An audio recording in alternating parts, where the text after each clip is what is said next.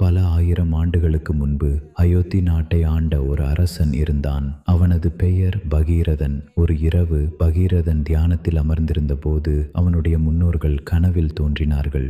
எங்கள் ஆத்மா சாந்தி பெறவில்லை, எங்களை மீட்க ஒரே வழி கங்கை பூமிக்கு வர வேண்டும் என்று வேதனையுடன் சொன்னார்கள். அந்த வார்த்தைகள் பகீரதனின் இதயத்தை உலுக்கியது. முடிவு எடுத்த பகீரதன், என் உயிர் போனால் போகட்டும், என் முன்னோர்கள் முக்தி பெற வேண்டும். அன்று முதல் அவன் அரச சுகங்களை எல்லாம் விட்டுவிட்டு காடுகளில் தவம் செய்யத் தொடங்கினான். சூரியன் சுட்டான், மழை பொழிந்தது, காலம் நகர்ந்தது.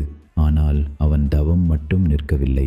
கங்கை தேவி தோன்றினாள். பல ஆண்டுகளுக்கு பிறகு கங்கை தேவி அவன் முன் தோன்றினாள். உன் தவத்தில் மகிழ்ந்தேன், நான் பூமிக்கு வருகிறேன் என்றாள். ஆனால் அவள் சொன்ன அடுத்த வார்த்தை பயமுறுத்தியது.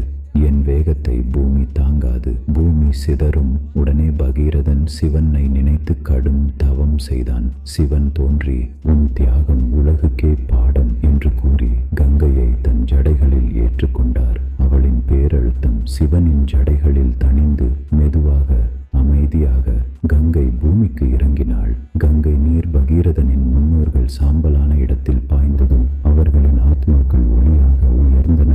அந்த நேரம் பகீரதன் கண்களில் கண்ணீர். அது துக்கத்தின் கண்ணீர் அல்ல, தியாகம் என்ற சந்தோஷத்தின் கண்ணீர். ஒரே மனிதனின் தளராத முயற்சி உலகையே மாற்றும். தன்னலமற்ற தியாகம் தெய்வத்தையும் நகர்த்தும். அதனால்தான் இன்று வரை நாம் சொல்கிறோம், இது ஒரு பகீரத முயற்சி.